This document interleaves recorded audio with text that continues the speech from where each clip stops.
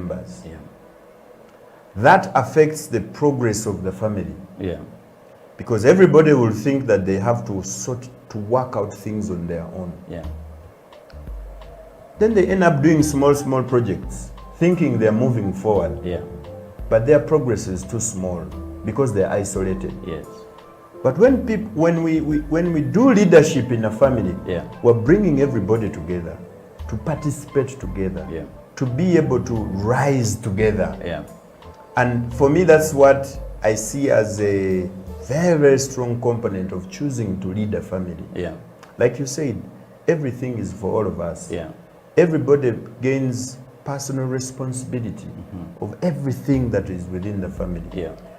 But there are also disadvantages of leadership, especially when you have dominant characters. The dominant characters in leadership will usurp everything by themselves. Yeah. So I think care needs to be taken to identify the dominant characters and to ensure that they don't override others. Otherwise, you get problems. Yes. That's, for me, that's one of the side effects for leadership. Yeah. Is that the dominant people will assume and take over, and other people will think that if we don't hear from him, we don't have the prerogative to make a decision. Yeah. Well, you're tickling my mind. Sometimes, again, the challenges come in because, I need to say this, that where there's leadership, the roles must be clearly defined. All right?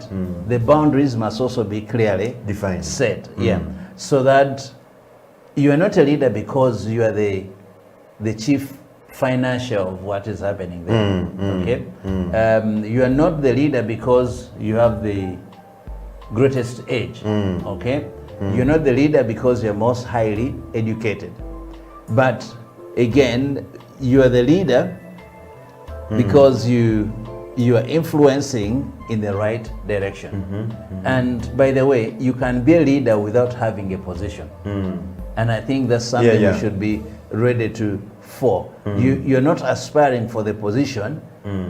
You want to be able to say, okay, as a family, this is where we need to go. Let the head lead.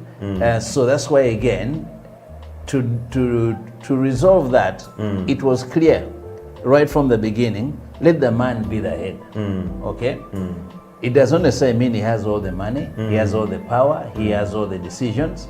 No, but for purposes of saying, when we've decided whose word will we take to hold this family accountable, the head of the family will be held accountable. Should we count the people? Should we name the people? Should we accept? Should we expel? The head has that function. But does not mean he has everything, all right? So I think if we can clarify that, it will help. The head It's just a point of contact. yes, and plays a function that will allow leadership to flourish. Yeah, to me that's my view. The argument has also been that when we say head of a family is a man, Yeah, are we saying that all the tasks and the responsibilities that come with that position and the authority that comes with that position cannot be held by women? And indeed, women have gone ahead to disprove us. so, and I think that's where the challenge or the problem lies. To me, I think, of course, in Uganda especially, we are fully spoiled to think that leadership is falling into things so that you can eat. Okay? You become a heir, you think that now gives you right to sell Everything. all the land. Yeah, yeah. That's not what we are talking about. All right? We're talking about the representative voice that says, this family has agreed, okay, that this and this is going to happen. Yeah. All right? Yeah. This is like when I sign checks, it doesn't mean I own all the money in my institution. No, it means that I have been given the permission to release that money on behalf of the everyone. institution. Yeah. And so if we can understand that, it will help. So even when major decisions are made in a family, all right, how do we name the children? All right? it's not that the father has said or the grandfather has said, it's what we've agreed to, because a child needs a name for purposes of identity.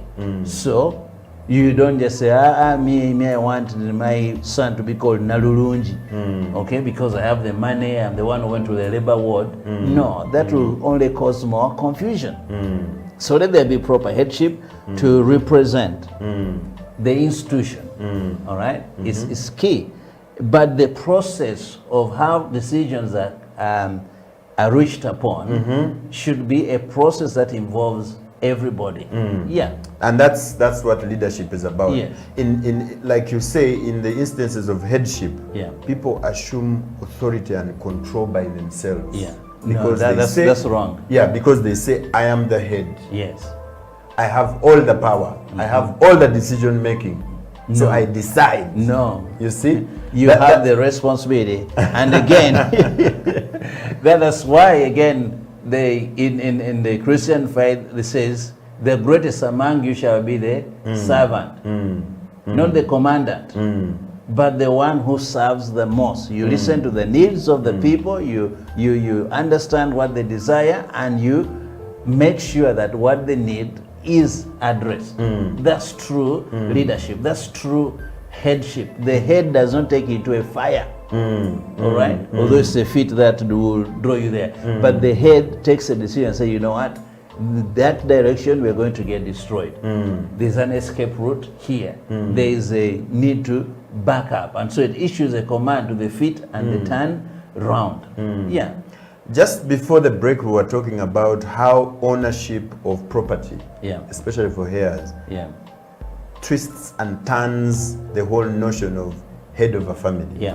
Because in this instance, if it is a heir, the heir assumes head of what family now?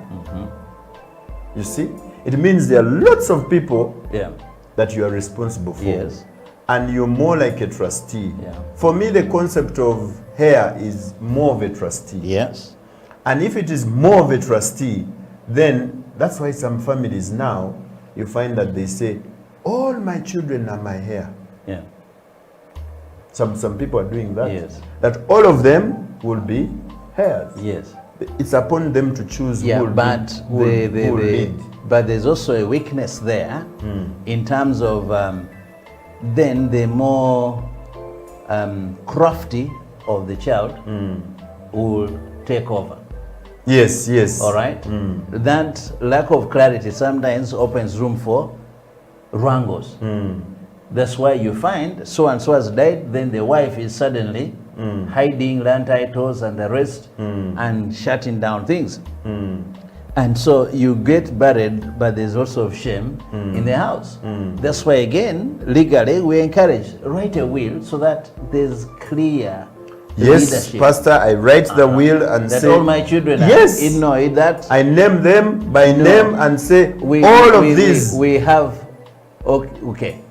The institution things, if there are 7 heads, that's a beast. And the book of Revelation tells us beasts are rising with the head of a horse, the head of one. You don't want your family to become that disconfigured. It ought to be clear. Like again, when you're going to war, you don't want a spear that has 3 heads. It won't kill anything. You won't go where but the more pointed, the sharper. That's why they even talk about laser-guided missiles, because they hit the point. And the point is, for our families, we want to continue successfully. All right? Our resources are working for the good of the family, not for an individual. So that's why we are saying that it should be clear who is the head, who casts the tiebreaker. Okay, because sometimes even the fights are not that so-and-so is wrong and this one is wrong. There are times when both of you are right. Which right are you taking? And that's why we're asking people, where is the better right? Because we may have our rights, but where is the right that is more beneficial to both of us? And we say, I'm the man. And I usually tell guys, by the time you are saying I am the man, It usually means that you've been undermined and many things have gone. So you need to remind people, I'm the man. No, your place as a man should be self-explanatory. You don't have to say, I'm the man. I'm the one to take the decision. That means you lost it already, because who's telling you a woman? So there's a comment here online, Yes. and it is, if the man cannot lead us, Yeah, and the woman steps in to lead, yeah, and the man that cannot accept that, yeah. then what happens? Well, there's going to be division, there's going to be opposition and government, and you see what happens when there's, so you need tear gas in that family, you need all these other things, mobile prisons, and that's what happens. But again, we are saying, how do we get to a place of making decisions? It's not me against my husband. It's me with my husband. We are making progress. It's not me against my children. It's me and the children. We are making progress. And we must do that. Don't hurry to get there, because we have, again, different leadership styles.